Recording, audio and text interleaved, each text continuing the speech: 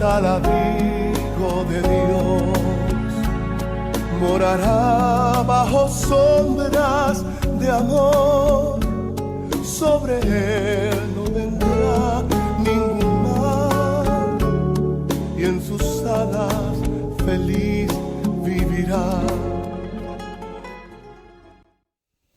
Bienvenidos, es una bendición poder estar con todos ustedes un día más aquí en Bajo su Abrigo. Hoy hemos escogido un tema de notable interés por cuanto entiendo yo en mi humanidad, y yo creo que usted estará de acuerdo si vive tiempo en España o es de esta patria, de esta nación, que han habido dos pueblos históricamente a veces enfrentados, a veces unidos, creo que hoy más que nunca unidos, al menos en una perspectiva cristiana. Así se ve, que ha sido el pueblo gitano y el pueblo payo, llamado a los nacionales no gitanos.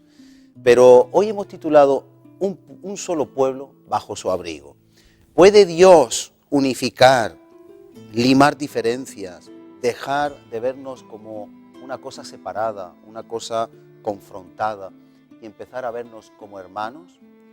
¿Ha creado Dios al ser humano en su unidad, individualidad, con sus luego diferencias étnicas y de diferencias mínimas de raza, pero idénticos en cuanto a su naturaleza humana, todos creados por Dios, y aquellos que somos hijos de Dios somos hermanos? ¿Existe todavía racismo en España? Estas y preguntas similares nos vamos a hacer hoy aquí en este programa. Para ello tenemos dos invitados que después pasaremos a presentar y que nos podrán arrojar luz de la historia del pueblo gitano, de la historia de Cristo en el pueblo gitano, la evolución, cómo ha ido madurando, en qué estado se encuentran al día de hoy.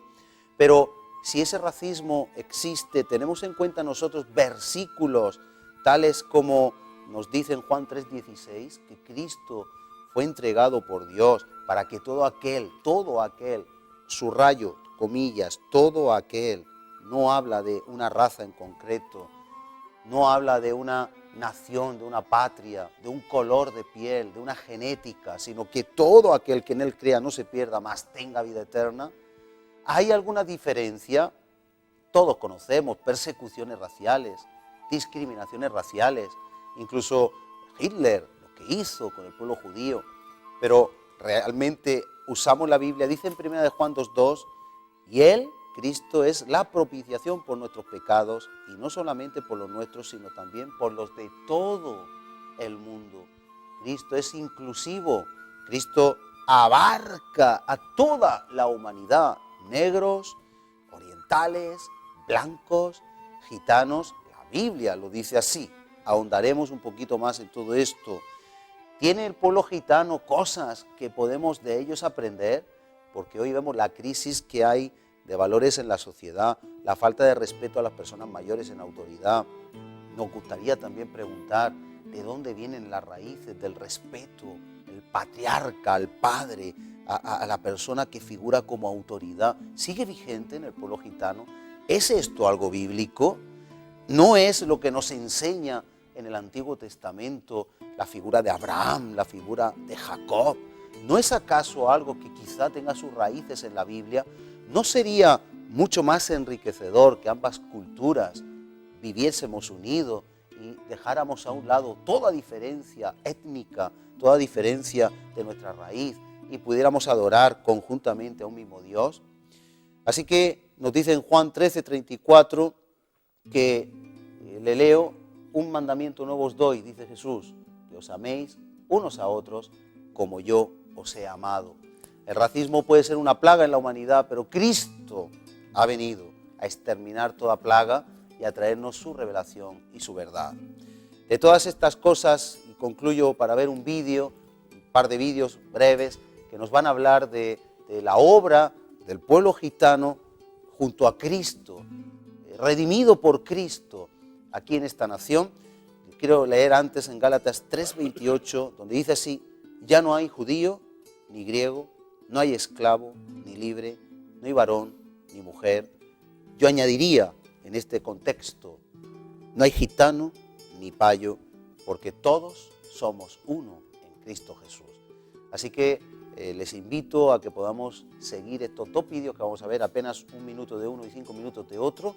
Presentamos a la entrada, después de la pausa del vídeo, a nuestros invitados y entramos en esta interesante tertulia de hoy. Al público, ¿no?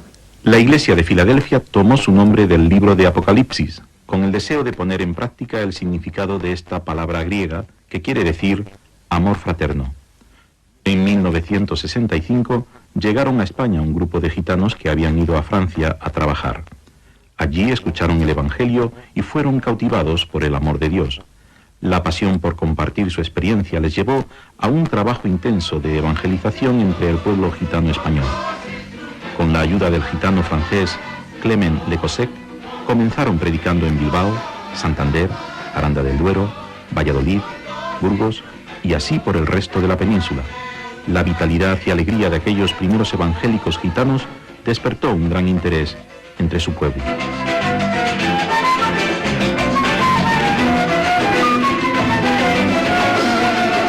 Rápidamente. Bien, pues es un mini vídeo, pero vamos a ver otro un poquito. Pero quiero presentar a nuestros invitados de hoy, que seguro que nos van a arrojar un poquito de luz y que nos den también su opinión acerca de este tema.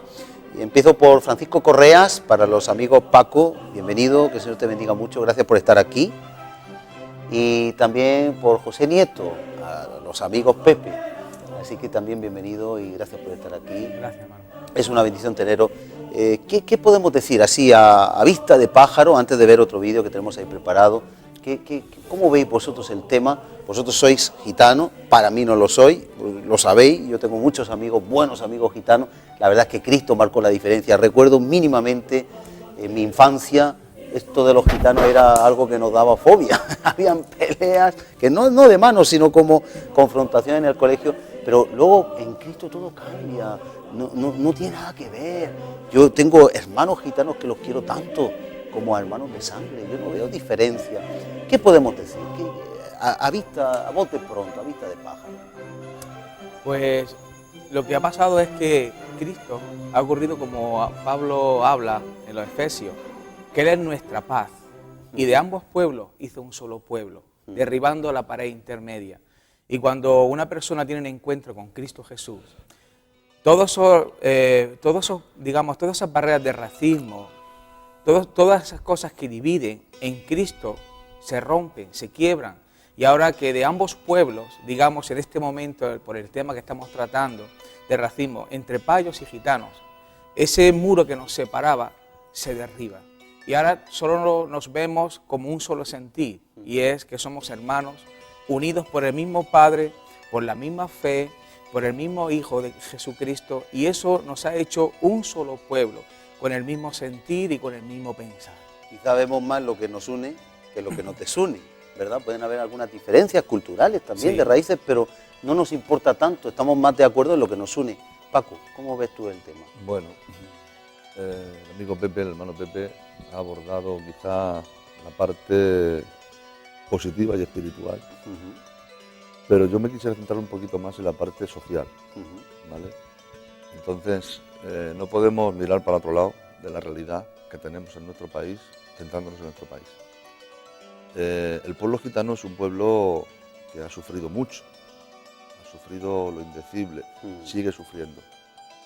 Gracias al Señor que le conocimos y esto ha supuesto una apertura, claro, nos ha abierto muchas puertas, porque a la misma vez que hemos alcanzado la salvación, también la Iglesia ha servido para introducir al gitano en los estamentos, en las organizaciones, en muchos casos los ha culturizado, ha servido para reconducir la vida de muchos que no caminaban bien, y evidentemente el Evangelio ha supuesto una transformación muy positiva para nuestro pueblo. Pero a medida que vaya avanzando el programa, pues me gustaría ir aportando una serie de datos históricos que quizá no tengan mucho que ver con el Evangelio. Cuando lleguemos al punto álgido, pues sí que intentaremos enlazar, ¿de acuerdo? Pero sí que es verdad que es una realidad que el pueblo gitano es un pueblo que causa rechazo, que causa desconfianza, que provoca recelo en la sociedad mayoritaria, luego me gustaría explicar de dónde viene el vocablo payo, ¿vale? Porque...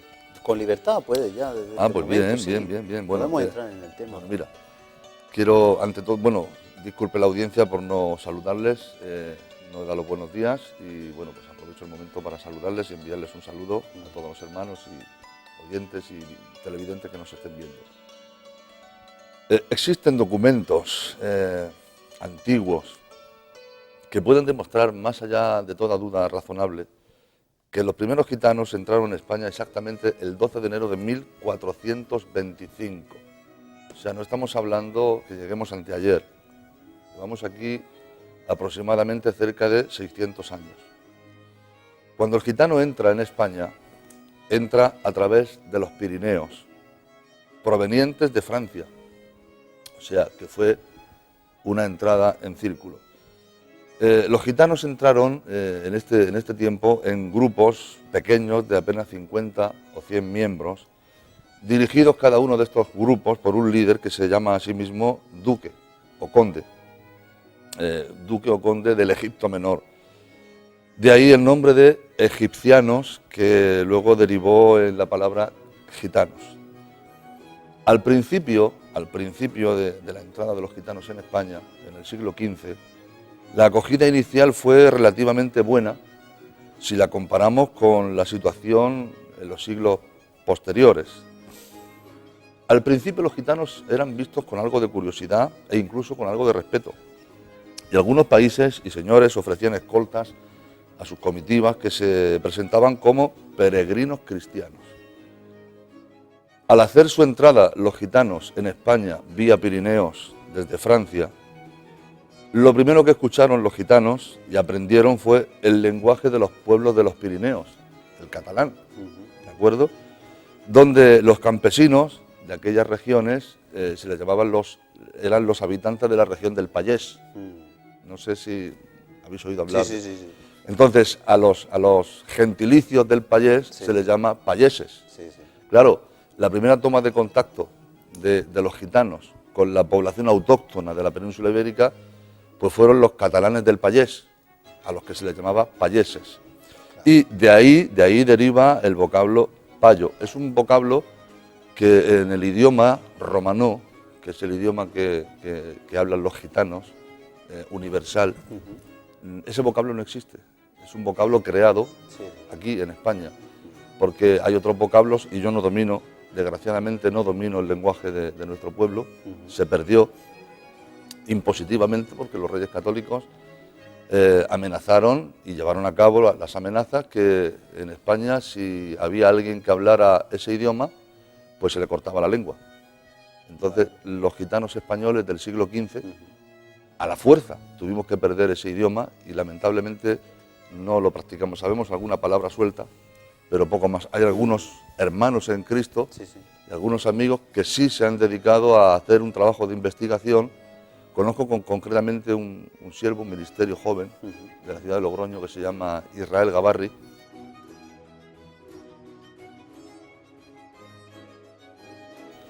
que ha hecho un trabajo muy bueno acerca del idioma gitano y elaboró un libro que vino por aquí, se vendió, y él ha podido llegar a un nivel bueno de entendimiento con gitanos de otros países que se comunican, se intercomunican con el mismo idioma. Pero el vocablo payo no es un vocablo que entra dentro dijéramos, de la ortodoxia del idioma gitano, ¿de acuerdo? Claro. Entonces, simplemente apuntar ese primer dato acerca del origen de la palabra payo, ¿vale? Posiblemente así, ahora mismo, que se me ocurra algún sinónimo del no gitano, pues se le suele llamar el lacró, el busnó, El gachó también. También es posible que el gachó. Pero la palabra payo solamente la decimos los gitanos españoles. Yo, por ejemplo, si tuviera que hablar con un gitano de cualquier otro país, tanto de Europa como de Asia, que es donde mayormente hay gitanos, y le dijera, para referirme a un no gitano, que es un payo, no me entendería. ¿De acuerdo? ¿Y por qué hubo ese rechazo o esa persecución? Bueno, pues no sé si Pepe quiere aportar algo. No, va bien, hermano. Muy bien. Bueno. Va bien. Bueno, voy a contar un hecho curioso, porque siempre se ha tildado a los gitanos somos una raza llena de clichés y llena de tópicos. Y siempre se ha visto al gitano como el típico ladronzuelo, el caco de poca monta, el robagallinas de turno. Y curiosamente, el primer hecho constatado de robo entre payos y gitanos no fue del gitano hacia el payo, sino al contrario. El primer hecho os lo voy a contar. Resulta que ocurrió este hecho en un pueblo de Zaragoza, en un pueblo que se llama Alagón, donde había un gitano que se hacía llamar el conde Tomás del Egipto Menor, que era muy aficionado a los perros galgos. Al gitano le gustan mucho los perros galgos. La caza Con el perro galgo. Y este hombre pues tenía bastantes perros galgos. Y este hombre gitano fue víctima de un robo de uno de sus 2 perros galgos por parte de un vecino de esta localidad. Este hecho provocó la ira del rey, del monarca de turno, que ordenó la inmediata devolución de los perros a su dueño legítimo. Y años más tarde, la reina Blanca de Navarra donó la cantidad de 28 florines a este conde Tomás en concepto de indemnización por haber sido víctima de un robo. Con lo cual ya la historia nos sitúa un poquito, ¿vale? Y es al contrario. Ajá. Los gitanos en este siglo XV pues pueden ser considerados auténticos señores medievales. Andaban por el mundo con sus familias y sus súbditos. Los reyes de la época, los soberanos, a su vez, les concedieron de buen grado una ayuda y protección. Y quiero resaltar al dignatario Miguel Lucas de Iranzo, que no solo los trató como iguales, ¿de acuerdo?, sino que también les ofreció un recibimiento principesco y los acogió en su palacio de Jaén. Esto mismo va a suceder en el año 1462 y en el año 1470. Estamos todavía en el siglo XV, ¿de acuerdo? Pero esta vez en la residencia de Andújar, este señor que he nombrado antes, Miguel Lucas de Iranzo. En la residencia de Andújar les tributó de todo tipo de honores y les dio vestidos y una buena cantidad de monedas de oro para gastos de viaje, al mismo tiempo que, siguiendo con la costumbre medieval, les escoltó hasta media legua fuera de los términos de la ciudad de Andújar. Y así es como el gitano en España empieza su singladura y echa a andar. ¿De una forma nómada? Sí. ¿O buscando ciudad? Sí, en ese momento sí, ¿vale? Ellos venían de una cultura completamente diferente. Bueno, quiero meterme yo dentro, porque es mi pueblo, son mis raíces. Entonces, los gitanos veníamos de una cultura diferente, de un continente diferente, unas costumbres diferentes, tradiciones diferentes, y el sedentarismo no iba con la idiosincrasia del pueblo gitano. Éramos parias, éramos sedentarios, nómadas, efectivamente. Como podemos apreciar, en los primeros tiempos había unas buenas relaciones, entre los gitanos y la nobleza española. En esta relación los gitanos eran apreciados por su talento y por su destreza en el trato con los caballos. Ha sido un oficio que los gitanos todavía hoy lo siguen manteniendo. Con este oficio los gitanos pudieron aportar bestias y caballos prestigiosas y muy hermosas y el buen cuidado para las cuadras de sus amigos nobles de la época. Pero me preguntabas que ¿cuándo se produce el cambio?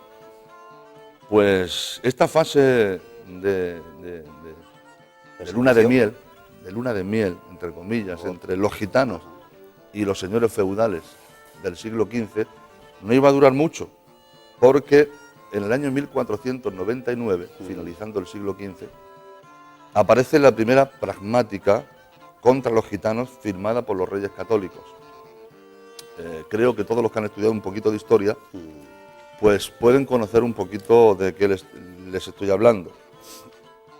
Luego, más tarde, si queréis, os leo en extracto la pragmática en contra de los reyes gitanos que se firmó en Medina del Campo, provincia de Valladolid, en contra de los gitanos. Pero, a modo de introducción, Hay un extracto, quiero citar un extracto que se escribió, y lo voy a citar tal cual, literalmente, en lengua romance, que es la lengua medieval de la época, el español de la época, que dice así: sabed que se nos ha fecho relación de que vosotros, los gitanos, andáis de lugar en lugar muchos tiempos e años, sin tener oficios ni otra manera de vivir alguna, salvo pidiendo lemosna, hurtando, trafagando, engañando, faciendo vos, hechiceros, faciendo otras cosas no debidas ni honestas. Esta fue la primera andanada, ¿vale? Y ya empiezan a cambiar las cosas. Ya la situación no era la misma, ni el trato era el mismo, ¿vale? Y hasta ahí.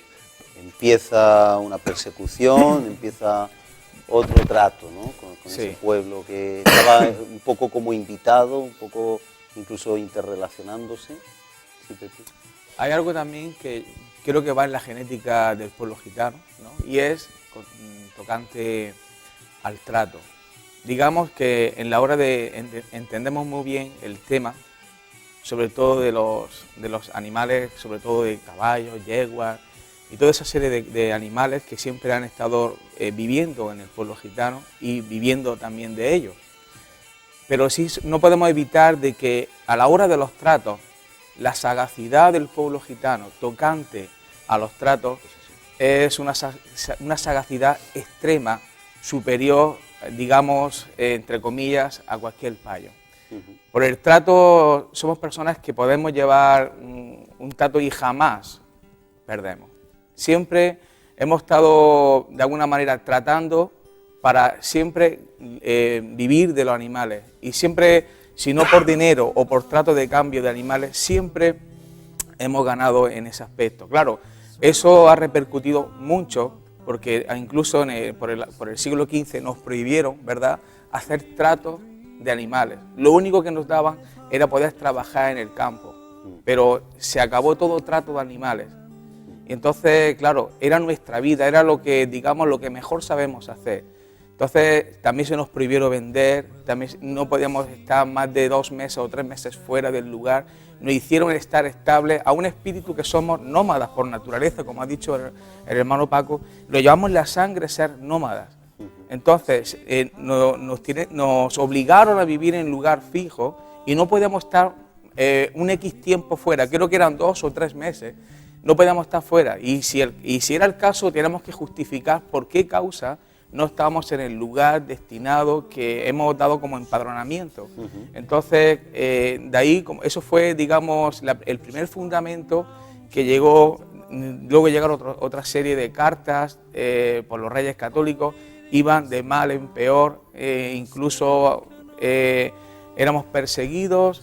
Pero ¿pensáis que había una persecución directa? ¿Había justificación en alguna parte? En todos los pueblos hay de todo, ¿no? O sea, no podemos decir todos los gitanos eran o son malos, ¿no? Habrá de todo. Hay gitanos que contribuyen, después veremos algún vídeo, al bienestar, a la mejora de la vida de las personas, y hay gitanos que pueden ser delincuentes, pero payos igual. Hay payos y hay estadounidenses y alemanes y franceses y etíopes que son buenos y otros que son malos. Cristo marca la diferencia. Pero ¿estaba de alguna forma justificada o eran celos y era competencia y era rivalidad y era un pueblo molesto? Realmente, objetivamente, en base a la historia. Objetivamente no había ningún motivo para la persecución sanguinaria. ¿Llegó a la sangre? Despiadada. Ahora os te aportaré datos. Que se inició en contra de los gitanos. Todos sabemos que aquello que es diferente crea desconfianza. Claro. En aquellos tiempos la Iglesia Católica jugó una parte muy importante. No olvidemos que el confesor mayor de la reina era el célebre duque de Torquemada, inquisidor mayor de la corte. Entonces, los gitanos traían su propia religión, traíamos nuestra propia religión, traíamos nuestra propia cultura, nuestra propia lengua, nuestra propia indumentaria. Y era algo que en los reinos de España hasta ese momento jamás se había visto. Así, por encima, ¿qué cultura y qué religión era la que llevaba? Una religión monoteísta, eso es indudable. ¿De acuerdo? ¿De dónde venía? ¿De Egipto? Es que para Bajo eso Egipto, tendremos decía. que remontarnos a ver... Bueno, cuál pero por es- encima. No, me refiero que para saber cuál es la religión exacta del gitano, tendríamos que remontarnos a ver de dónde proviene el gitano. Y esa es la pregunta del millón.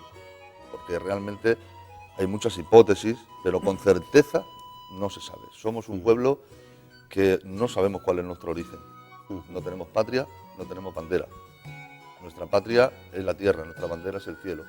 Gloria a Dios, ahora tenemos una patria celestial. Bueno, desde Gloria a luego, Dios, a los evidentemente. Ahora en cristianos, ¿no? Cristo, ¿no? Ahora. Claro que sí. Si me permiten, Sí, quiero sí. seguir un poquito con la Claro historia y decir que los reyes católicos fueron los que pusieron a los gitanos contra la pared, al querer una sola lengua y una sola religión en todo su imperio.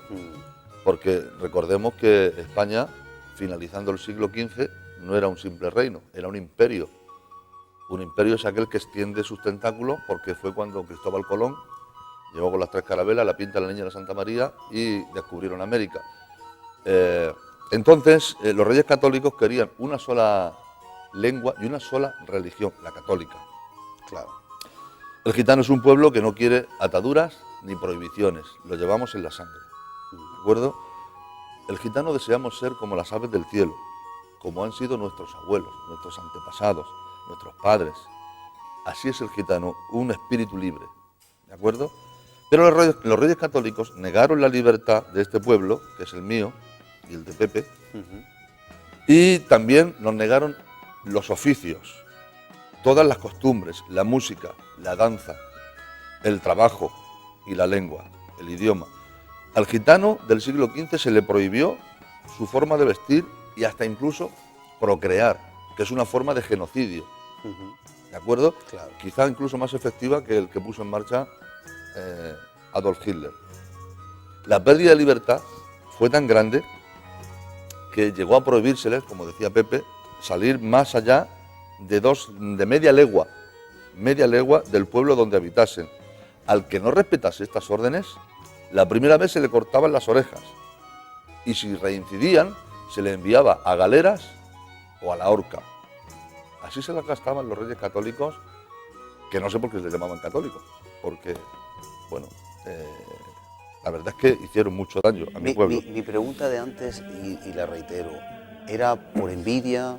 ¿Era por resentimiento? Resentimientos no, porque apenas llevaba el gitano 50 años viviendo en España. ¿Qué temor tenían entonces los reyes católicos? Miedo a lo desconocido, miedo a lo diferente, miedo a ¿Lo la... verían una competencia, un problema, un peligro, de ¿Qué alguna forma? competencia pueden No tener? eran de su misma condición. Al no ser de su misma condición, ya marcaba una diferencia. Eso es. Y entonces ellos, ante la diferencia, la imposición.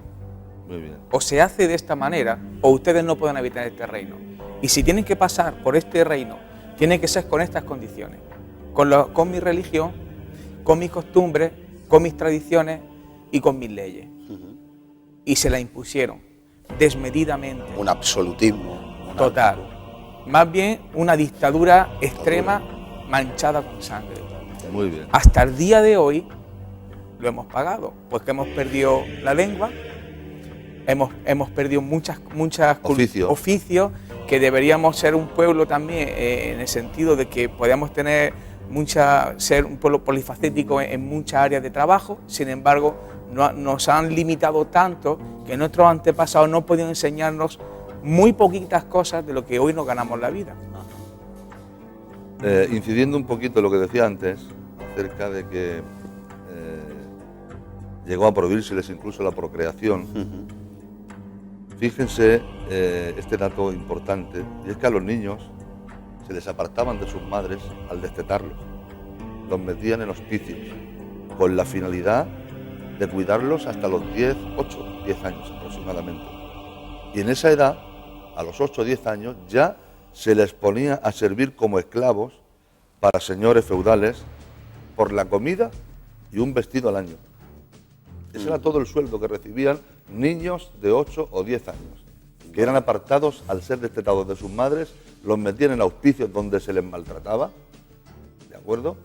Y a la edad de 8 o 10 años, siendo todavía unos niños, unos bebés, se les ponía a trabajar como esclavos para los señores feudales y todo su sueldo consistía en la comida diaria, que solía ser escasa, y una vestidura. simplemente. Cuando tenían entre 15 y 16 años, que es cuando se despierta el sistema hormonal de la persona, ¿de acuerdo? Esta edad era considerada como una edad peligrosa. Y cuando esto ocurría, se les enviaba a los niños y a las niñas por separado. A las niñas se les mandaba al continente americano, donde se casarían con indígenas autóctonos de estos países, y así, anulando el contacto físico entre la raza, entre niños y niñas, se pretendía exterminar a todo el colectivo gitano. Y pregunto yo a la audiencia y pregunto a los hermanos, ¿ustedes pueden decirme si hay algún tipo de crimen o delito que nos haga a cualquier pueblo de la tierra acreedores de semejante barbarie? ¿No les parece algo exacerbado? ¿Algo que se sale de lo normal? Creo que ahí, indudablemente, Satanás metió la pezuña por algún sitio, ¿vale? Una pezuña envenenada. Que además no solo fue contra los gitanos, también contra los judíos, también contra personas que querían seguir a Cristo como remanentes que eran entonces, los calificaban como brujas, la Santa Inquisición, o sea que no fue solo al pueblo judío, quizá fuiste muy perjudicado. No, os voy a dar un dato. El pueblo judío, en la diáspora del año, no del 70, sino del 135, o sea, 65 años después, el emperador romano Adriano se levantó una revuelta encabezada por Simón Barcochebas y el emperador Adriano envió a su general Sexto Julio Severo, quien entró en Israel, llegó a Jerusalén y ya la devastó por completo. Y entonces el judío en ese año, en el 135, fue esparcido, sufrió una diáspora. La mayor parte fueron a parar a Roma como esclavos y el resto se dispersaron. Muchos de ellos llegaron a recalar aquí a España. Al judío les acompaña una leyenda que es cierta, que es que el judío tiene dinero. Sí. Donde quiera que vayan tiene dinero. De hecho, hay documentos antiguos que prueban y demuestran que la expedición del descubrimiento de América fue financiada por los judíos. A esto se opuso el inquisidor Torquemada, porque cuando se estaba negociando los millones de ducados que habría de costar la expedición, el fletar estos 3 barcos, la Pinta, la Niña y la Santa María, con el gran almirante, unos dicen que judío, otros dicen que genovés, otros dicen que portugués y otros dicen que español, no sabemos realmente dónde era Cristóbal Colón. Cuando se estaba negociando, entró Torquemada al Salón del Trono o a la dependencia donde se estaba negociando, y viendo que los reyes católicos estaban negociando con los judíos, porque Torquemada, aparte de ser un enfermo, era un antisemita, cuenta la historia que llevando un crucifijo en el pecho colgado, se lo arrancó de un tirón y lo arrojó contra la mesa y le dijo a sus majestades, los judíos, Judas entregó al Señor por 30 monedas de plata y vuestras mercedes quieren entregar de nuevo a Jesús, a estos judíos, por 30 millones de ducados. Ahí lo tenéis, traicionadlo. Entonces esto impactó tanto a los reyes católicos que bajo las amenazas de Torquemada, porque en aquel tiempo la Iglesia Católica tenía el poder de quitar y poner reyes, ¿vale? Entonces fue tanta la influencia que ejerció sobre ellos que después de mucho influenciar, los judíos también fueron expulsados de España, para desgracia de España, porque a partir de 1499, que es cuando se firma la pragmática de expulsión de los gitanos, de los jesuitas y de los judíos, España, que era un imperio, empezó a venirse abajo, ¿sabes? Y ahí se cumple la bendición que Dios lanzó sobre Abraham, cuando le dijo, a quien te bendiga lo bendeciré, y a quien te maldiga lo maldeciré. Entonces, los judíos, de alguna forma, el tiempo que estuvieron aquí, eran obligados a convertirse al cristianismo. Y al judío converso, que se convertía al cristianismo, se le llamaba marrano. Eran marranos. Se les obligaba a llevar un capirote con unas orejas de burro y se les colgaba unos escapularios y tenían que ir, eso a los que se convertían al cristianismo, a los que no, los quemaban. Si me permite, también yo sigo esa dinámica. Estoy seguro que de muchos... Estamos introduciendo para conocer un poco la base. Tenemos tiempo, si no en sucesivos programas podemos desgranar un poquito, esto no hay problema. No, puede. No, era simplemente apuntar un dato acerca del por qué esa frase tan famosa de cuando una persona se mantiene en su idea, dice, sigue en sus 13. ¿Por qué? Pues porque en Córdoba, en la era medieval, aproximadamente en el año 1000 y pico, nació un judío que ha significado algo muy, muy importante para el judaísmo y para los cordobeses. Se llamaba Simón ben Maimón, más conocido como Maimónides. Es una figura venerada en Córdoba, tiene una estatua en Córdoba de bronce. Y Simón ben Maimón, o Maimónides, o Rampán, que son las iniciales de Rab Maimónides, elaboró los 13 principios de la fe judía. ¿Vale? Entonces, como estaban desprovistos de su tierra, desprovistos de la Torá, desprovistos del templo, no tenían nada donde agarrarse, los judíos de la época medieval en España, lo primero que agarraron fue los 13 principios de la fe judía, de Maimónides, y se agarraban a ellos. Entonces, cuando llegaba Torquemada o llegaban los inquisidores, el cardenal Cisneros y algunos otros, queriendo forzar a que los judíos apostataran de su fe judía y se convirtieran al cristianismo, ellos, rechazando el cristianismo, se aferraban a los 13 principios de la fe judía de Maimónides. Y por eso decían, no lo hemos conseguido porque ellos siguen en sus 13. Claro.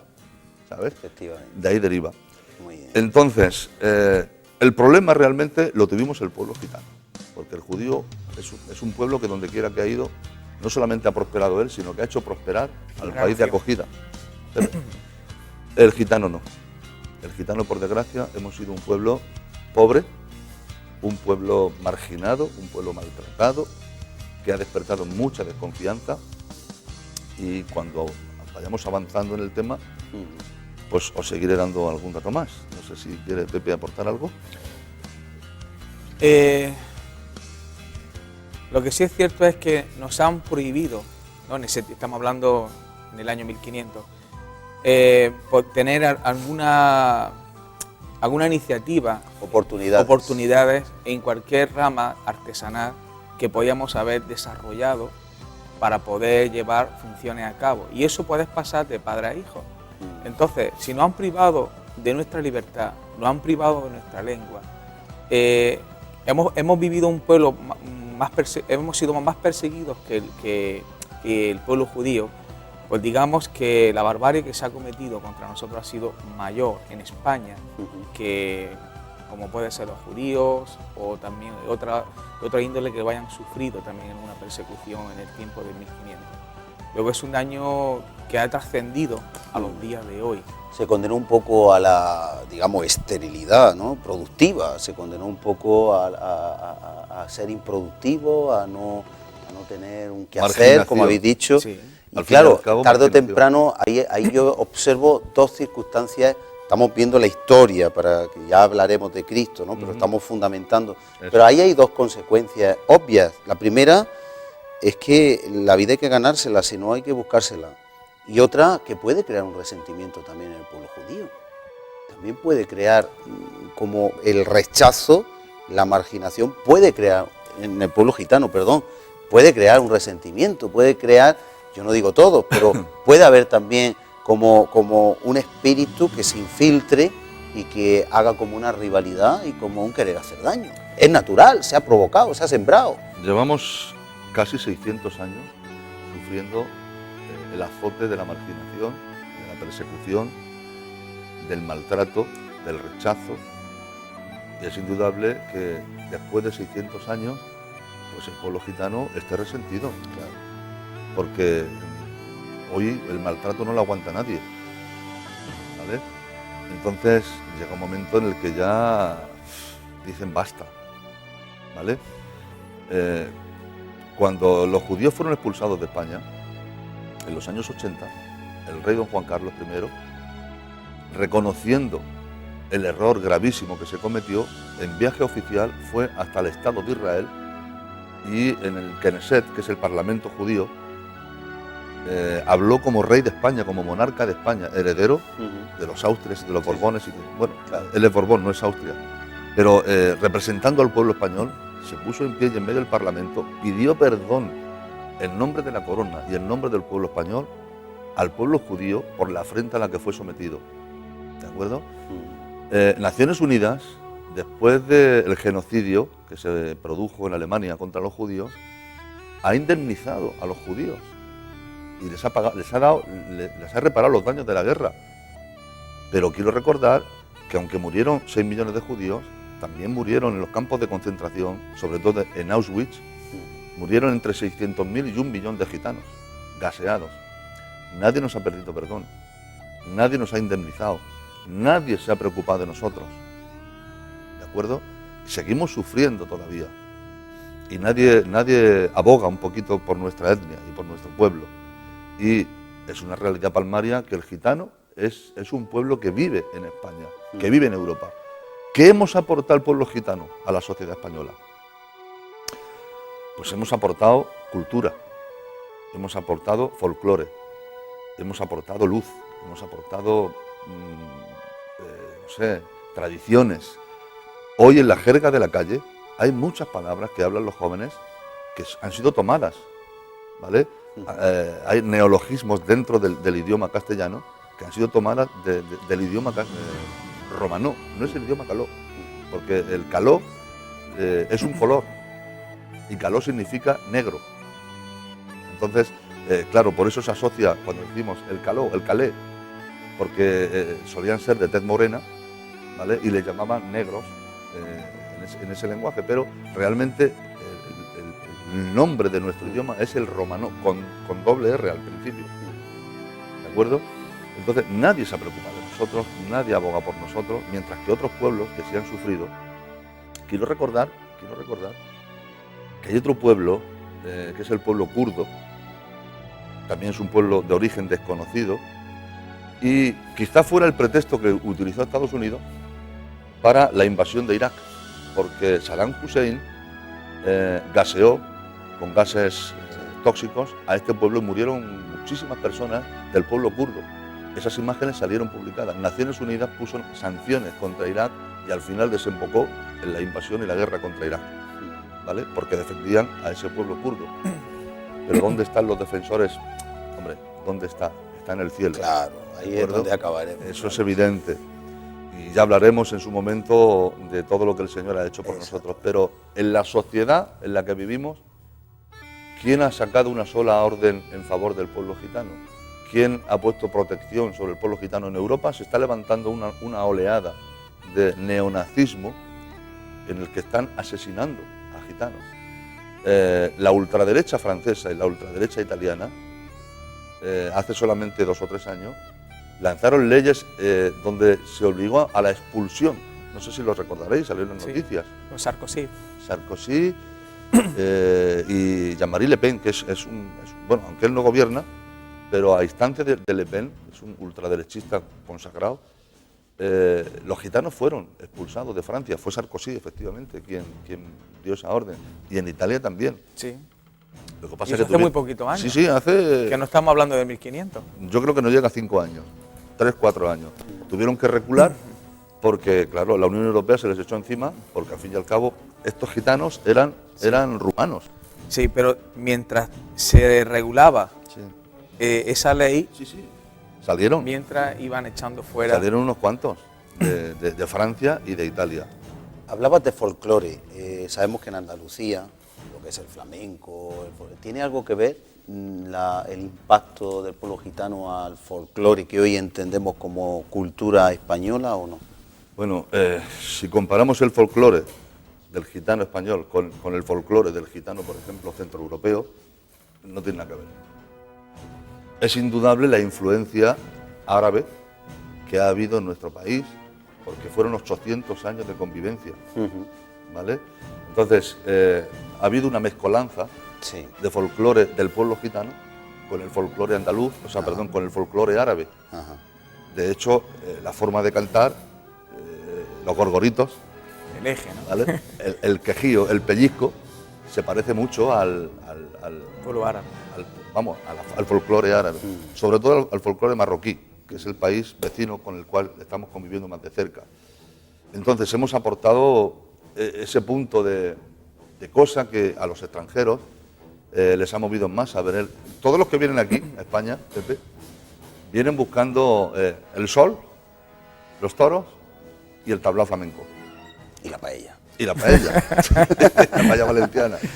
Bueno, perdona, pero te imaginas una feria sobre todo de Andalucía, sin que exista vestido de gitanilla. Claro, no, por eso digo que hay una influencia notable en Andalucía, carruajes. Si quita las sevillanas, claro, quita el flamenco, claro. ¿qué queda? Claro. Un pueblo triste. Bueno, se nos ha acabado el tiempo, nos qué quedan pena. 5 minutos, pero tenemos más programas. Vale. El lunes que viene podemos seguir aquí, pero a raíz de lo que hemos visto, estamos poniendo un fundamento para luego poder entender. Lancemos rápidamente, un minutito, un mensaje a los gitanos que puedan vernos y a los, permitiéndome la expresión, payos, que ya sabemos que viene de Cataluña, de aquella zona, pero acerca de cómo Cristo, pues de alguna forma, puede enmendar esto. Ya sabemos que las cosas estuvieron mal, puede haber una raíz de amargura, de resentimiento, también de racismo, sembrada, no obstante, por los mismos reyes católicos, desde allá y Torquemada, y eso ha quedado ahí, en un pueblo y en otro pueblo, pero un mensaje directo, rápido, y seguiremos la semana que viene. Bueno, en primer lugar, es que la única esperanza que realmente nos ha librado de racismo, ¿vale?, por ambos pueblos, ha sido la persona de Cristo. Tanto que Dios, cuando mira al mundo, no lo mira en condiciones raciales, en lengua, en tribu, no lo mira en la condición como nosotros podemos mirarlo, los seres humanos, sino que Dios muestra toda la serie de hombres en el sentido de tribu, nación, lengua, color, como ha hablado el hermano Caló, moreno, en el sentido no como racismo, sino como la creatividad y la creación de Dios. Luego Dios ama a todo el mundo. Claro. De hecho, hay algo curioso que en Apocalipsis habla de que allí en el cielo dice que vio multitud de gente, que había nación, tribu y lengua, con la ropa blanca resplandecientes, que habían sido lavados por la sangre del Cordero. Amén, amén. Y yo meditando en este texto me he dado cuenta, a raíz de este programa, de que aún las razas son destacables en el cielo, porque Dios ama la creación que ha hecho en toda la faz de la tierra. Multiforme. Y exactamente, la multiforme gracia de Dios que ha operado en toda nación, tribu y lengua. Quiere decir que cuando estemos en el cielo, los rasgos de las naciones, de tribu, de lengua, va a ser aún destacable en el cielo, dando a entender Dios que el racismo se acaba, pero queda la creación suya, porque Dios tiene un amor especial para cada uno de nosotros. Así es. El texto citado muy importante, de tal manera amó Dios al mundo. Amén, a todo el mundo. Paco. Yo quiero finalizar con un texto de la Biblia, que creo que sobre esta mesa es lo que más autoridad tiene. Claro que sí. El texto que quiero citaros está en el libro de los Hechos de los Apóstoles, en el capítulo 17, versículo 26, donde narra la experiencia del apóstol San Pablo en el Areópago de Atenas, cuando le llevaron, porque le oyeron hablar y parece ser que se expresaba bien, y le llevaron a hablar. Entonces él dice que en el versículo 24, el Dios que hizo el mundo y todas las cosas que en él hay, siendo Señor del cielo y de la tierra, no habita en templos hechos por manos humanas, ni es honrado por manos de hombres como si necesitase algo, pues Él es quien da vida a todas las cosas y aliento para todos. Y dice el versículo 26, ahí finalizo, esto es muy interesante, y de una sola sangre ha hecho todo el linaje de los hombres para que habiten sobre toda la faz de la tierra, y les ha prefijado el orden de los tiempos y los límites de su habitación. O sea, el ser humano bíblicamente no tiene autoridad para marcar fronteras, decirle a nadie, tú puedes vivir aquí y tú no puedes vivir, porque es Dios el que de una sola sangre ha hecho todo el linaje de los hombres, y Dios es el que ha marcado los límites de nuestra habitación y los límites de nuestra estancia. Así es. Nada más. Pues muchísimas gracias, ha sido una bendición estar con vosotros. Les emplazamos a nuestros hermanos para el lunes que viene y hacemos un paréntesis, no hemos terminado, al contrario, estamos introduciendo, estamos poniendo un fundamento. Ha sido de notable edificación, construcción, saber un poco la historia de este pueblo tan importante, porque es parte de nuestra nación, han pasado ya muchos siglos y debemos de conocer un poquito también los antecedentes, y eso nos puede llevar a ser más comprensivos los unos con los otros. Así que damos un punto y seguido a este programa. Deseamos que Dios les bendiga grandemente. Entre nosotros no hay judío, ni cristiano, ni payo, ni gitano. Somos todos un pueblo en Cristo, eso sí, en Cristo. No hay diferencia en Cristo. Y los que somos de Cristo, obviamente, vemos con amor, con misericordia a todos los demás. Así que hasta la semana que viene nos despedimos. Seguiremos con este tema y con otras preguntas muy interesantes. Dios les bendiga. Al abrigo de Dios, morará bajo sombras de amor, sobre él